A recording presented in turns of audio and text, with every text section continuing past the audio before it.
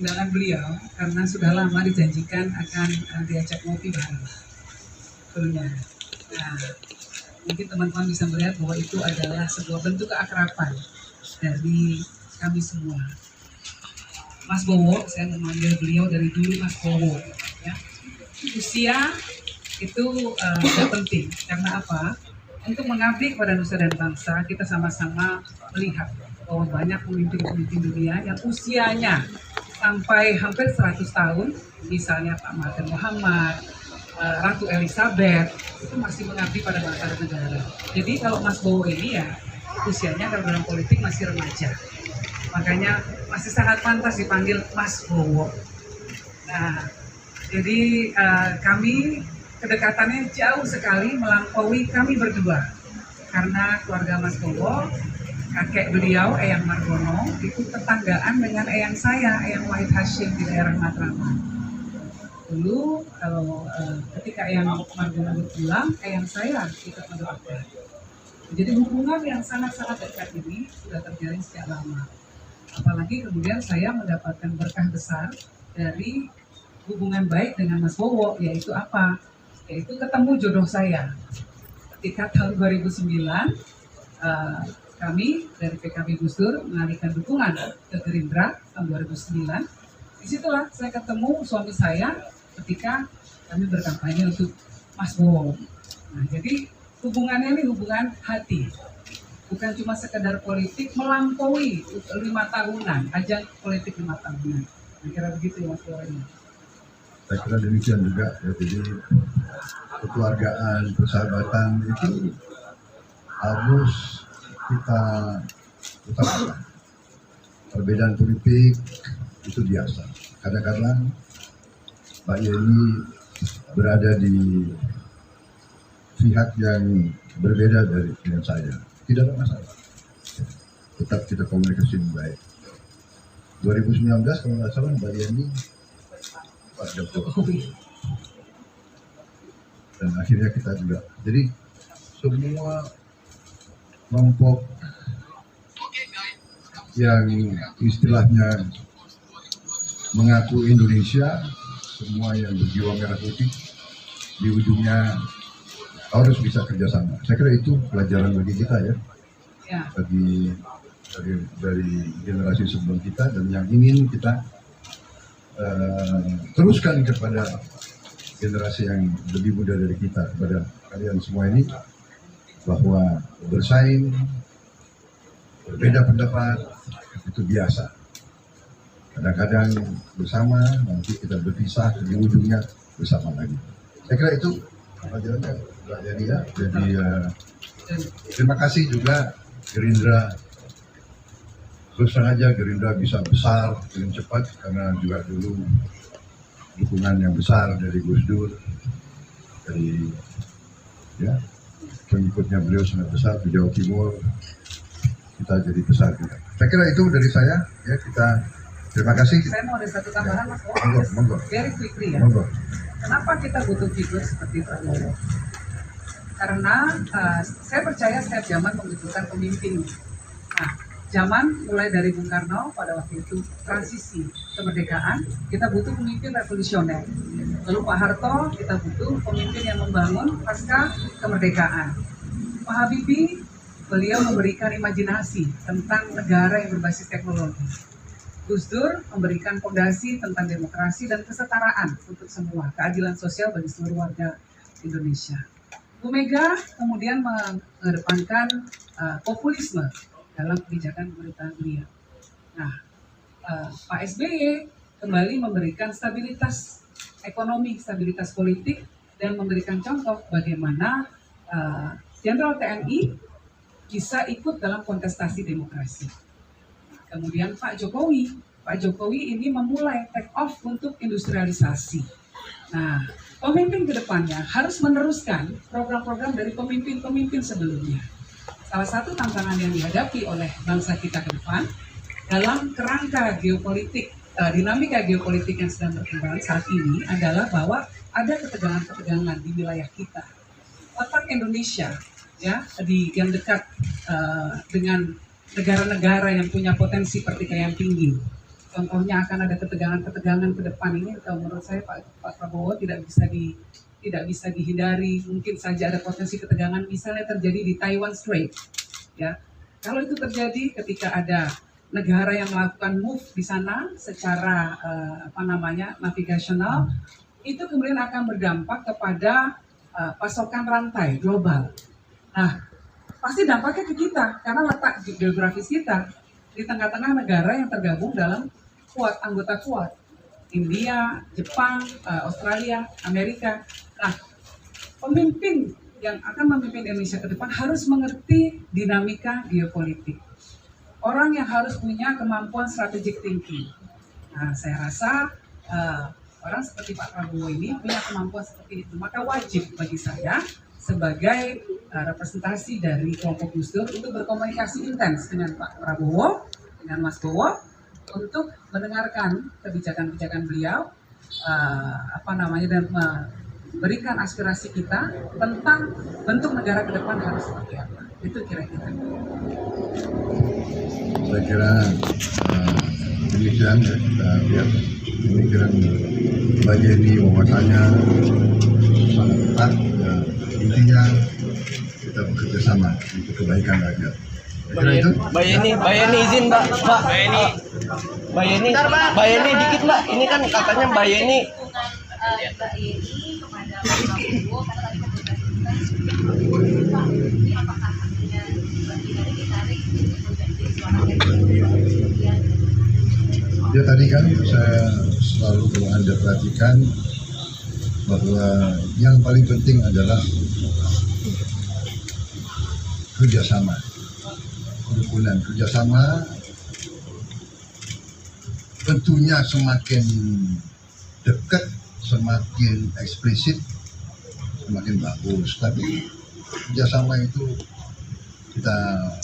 istilahnya kita bangun supaya nanti sesuai dengan waktu yang tepat.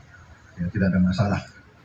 Yang penting komunikasi yang baik. Saya kira itu. Mbak Yeni sedikit Mbak. Saya komentar ya, bahwa banyak sekali kiai-kiai NU yang punya simpati besar terhadap Pak Prabowo. Mbak Yeni sedikit, kemarin Mbak Yeni sempat singgung kalau pertemuan dengan Pak Prabowo ini akan dilakukan dengan tanggal baik dan mengingat besok juga ulang tahun Gus Dur ya Mbak, kalau koreksi kalau saya salah. Dan apakah emang Mbak Yeni sudah menentukan bahwasanya hari ini sebagai tanggal baik Mbak? Dan kedua, Gus Irfan Yusuf Waketum Gerindra juga pernah mengatakan dalam tanda kutip ramalan Gus Dur pada saat ke Tebu Ireng, yaitu Pak Prabowo akan menjadi presiden di hari tua. Kalau dari Mbak Yeni bagaimana Mbak tanggapan soal itu? Terima kasih. Saya dari awal ya selalu mengatakan bahwa ketika membuat keputusan itu akan memakai pertimbangan rasional dan spiritual. Salah satu pertimbangan spiritualnya adalah harus ke makam Bapak. Nah, kebetulan saya belum sempat ke sana ini. Jadi dari sisi pertimbangan spiritual memang saya harus melalui itu dulu. Tapi secara rasional ya, berkomunikasi dengan Pak Prabowo ini punya visi yang sangat luar biasa. Bagi kami Pak Prabowo ini top list ya, jadi prioritas paling utama karena ada kesamaan visi. Jadi secara rasional itu mungkin kita sudah bisa punya kesamaan. Tinggal menapaki mekanisme spiritualnya.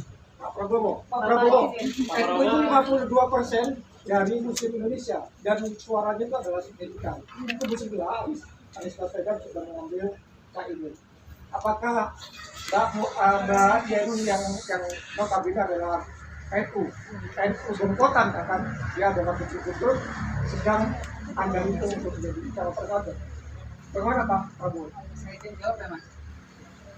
Mari kita memberikan kebebasan kepada calon presiden untuk menyusun untuk menggait pasangan yang paling baik untuk beliau ke depan dan kemudian juga memastikan tim yang akan membantu beliau seperti apa. Jadi saya rasa diberikan kebebasan dan ini masih panjang sekali prosesnya. Jadi saya justru mendoakan agar Mas Bowo bisa terbebas dari tekanan macam-macam.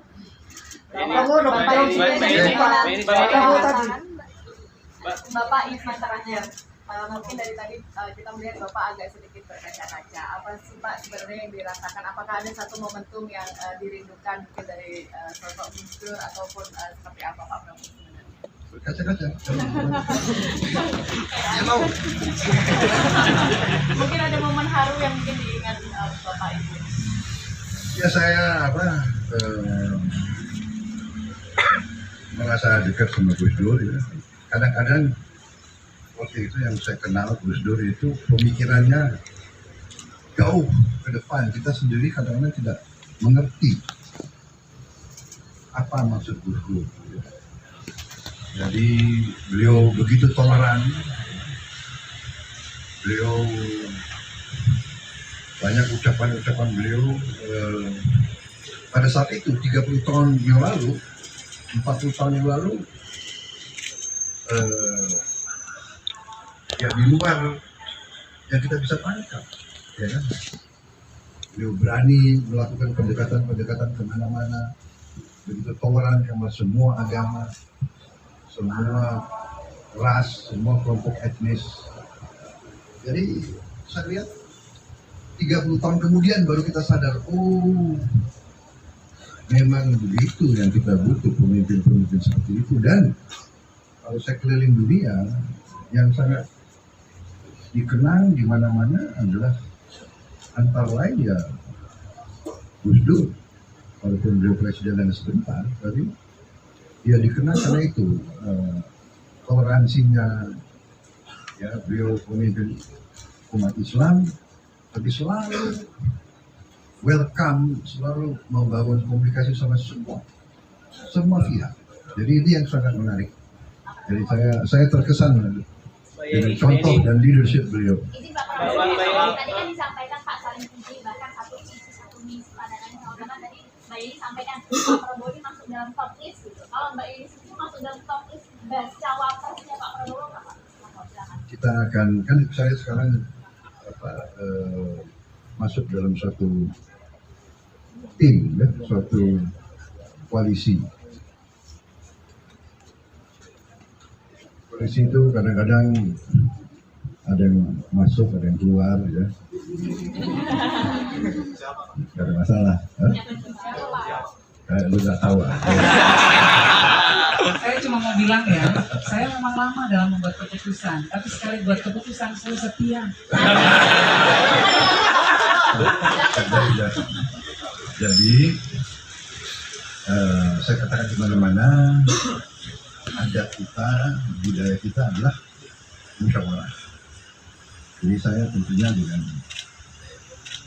kawan-kawan dari tim saya akan terus musyawarah, kita akan cari yang terbaik, ya, dalam kondisi tertentu menurut visi realita, ya, bukan visi kesukaan. Saya selalu bicara kepada rekan-rekan saya, kepada adik-adik saya, kalau kita sudah bertekad memilih jalan hidup berbakti kepada negara dan bangsa, perasaan pribadi, suka tidak suka pribadi, keinginan pribadi harus kita kalahkan. Jadi kita, ya, kita benar-benar kita cari yang terbaik untuk rakyat kita. Kita harus